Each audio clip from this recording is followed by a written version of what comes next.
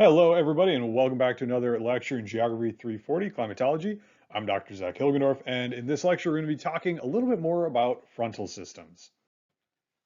First off, I just want to acknowledge a couple of awesome resources I used to make this lecture from a class from environmental studies by Professor Ian M. Brooks at the University of Leeds in the UK, and a number of different materials provided by Eric Snodgrass, formerly of the University of Illinois at Urbana-Champaign. So let's dive into fronts. So previously we looked at fronts as a mechanism that causes air to rise, a lifting mechanism. So we talked about orographic lifting, frontal lifting, horizontal convergence, and localized free convection. Frontal lifting is what we're going to pay a little bit more attention to in this video. We looked at it previously as just warm and cold fronts, which we can see here from a much more basic sense. So there's our cold front, and there's our warm front. So fronts, to dive a little bit deeper, are really just the boundary between two different air masses.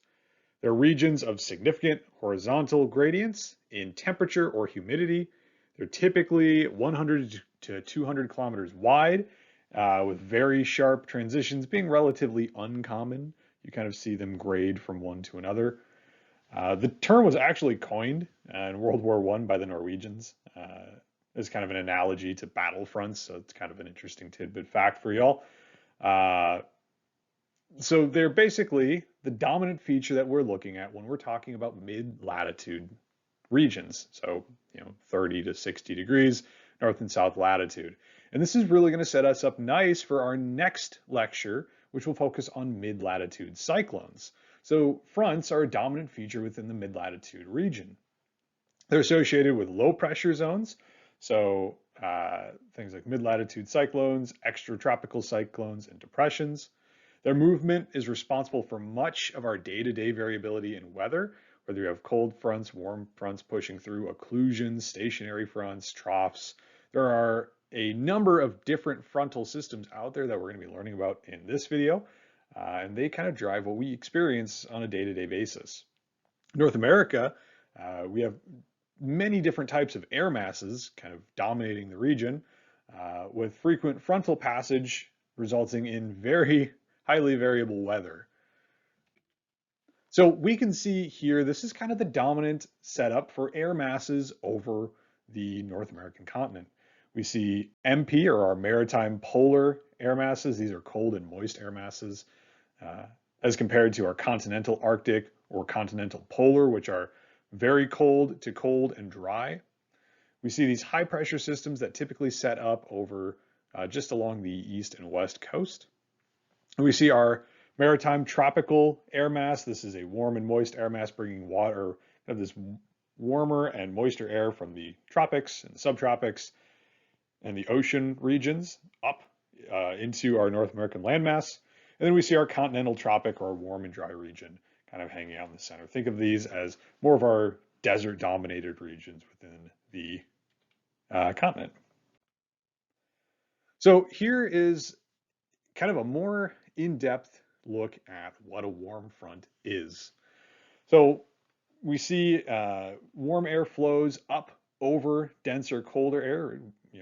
Warm air rises, cold air descends. We remember that from a number of lectures ago. The inclination of this frontal surface is very shallow.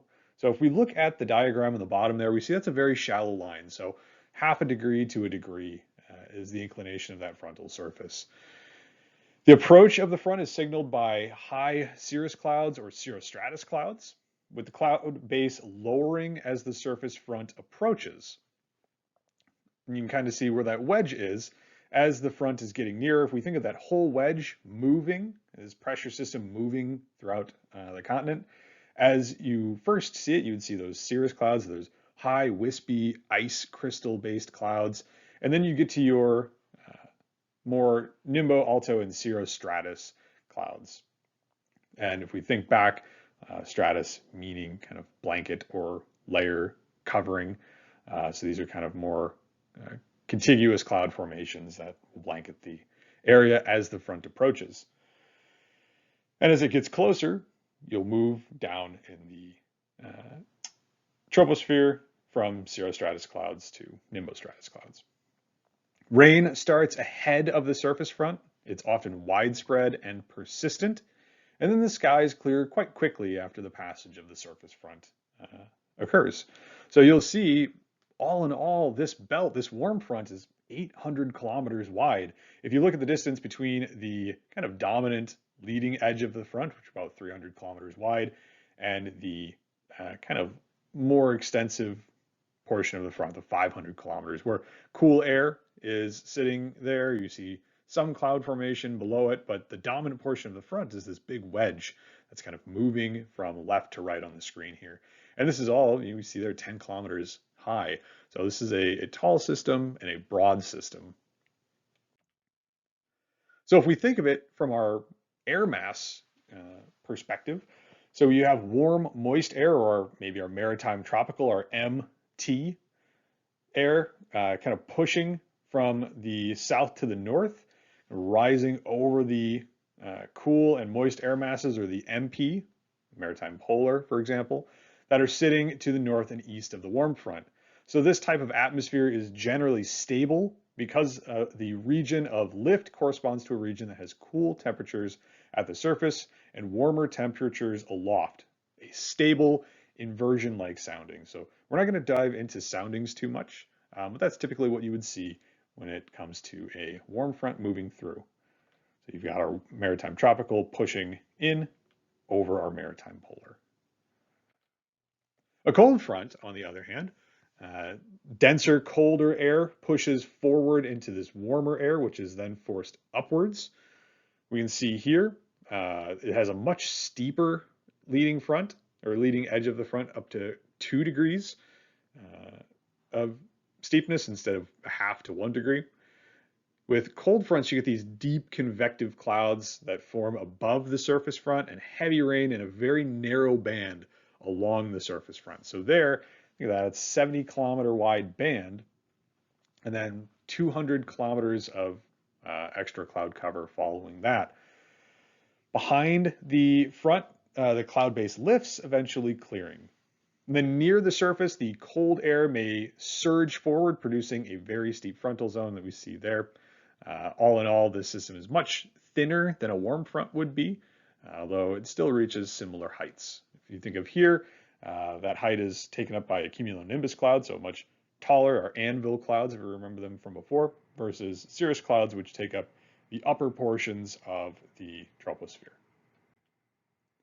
In this case, we've got our cold, dense continental air from the north meeting warm, moist, maritime tropical air from the southeast.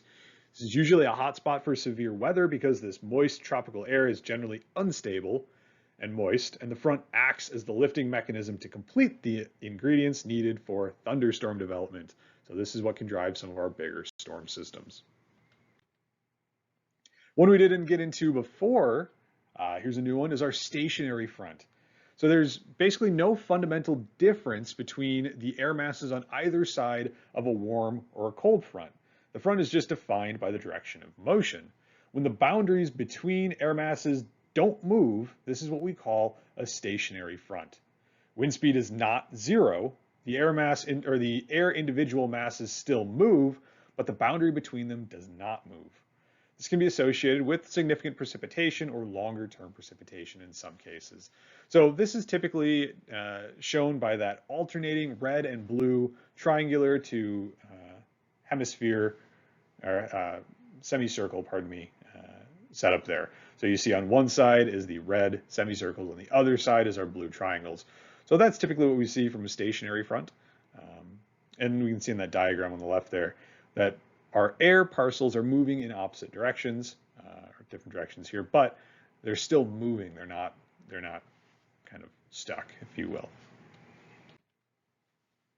Next one is our occluded front.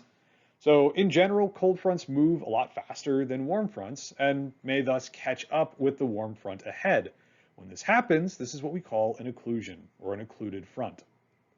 There are two types of occluded fronts, warm and cold, depending on whether the air behind the cold front is warmer or cooler than the air ahead of the warm front. Occlusion is part of the cycle of frontal development and decay within mid-latitude low-pressure systems, primarily and particularly within a mid-latitude cyclone, which we'll learn about here in a little bit in the next video. So on that diagram on the right, we can see kind of up top, a top-down perspective looking at a system. A warm and cold front have met. There's an occlusion. Within that occlusion, you're seeing precipitation.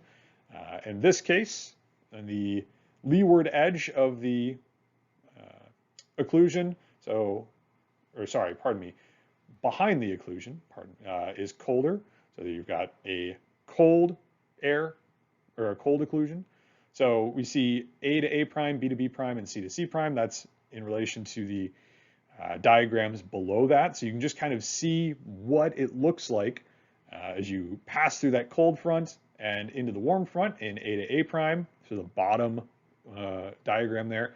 B to B prime, you can see right at the kind of meeting point of all of those, where you've got your warm, cold front and occlusion all starting. We can see the initial occlusion kind of right at the surface there. And then in C to C prime, we see that kind of bigger occlusion, where you see that it's kind of cold occluded front is higher up into the atmosphere or an altitude than it is right where those occlusions meet. So here we can see a warm occlusion. In both warm and cold occlusions, the wedge of warm air is associated with layered clouds and frequently with precipitation. Precipitation can be heavy if warm, moist air is forced up rapidly by the occlusion. So here we can see our cool air pushing in, a wedge of cold air, and then our warm air over top. Here in a cold occlusion, we can kind of see a bit broader of a cold air belt and a cool air belt. The warm air has risen, but in most cases, the air behind it is cold, so we have a cold occlusion. And here is what you could see if you went to that website right there. You might not see this exact example depending on when you're watching this, because this is going to show you whatever the outlook is for the given day. So there's 1, 2, and 3 day outlooks. This is the 1 day outlook for when I opened this up, looking at Sunday, November 27th, from 7 a.m. to 7 a.m. on the 28th. So we see a number of things here. Kind of over by Washington and Oregon, we see cold front. We see a big cold front through from Arizona all the way up to Quebec.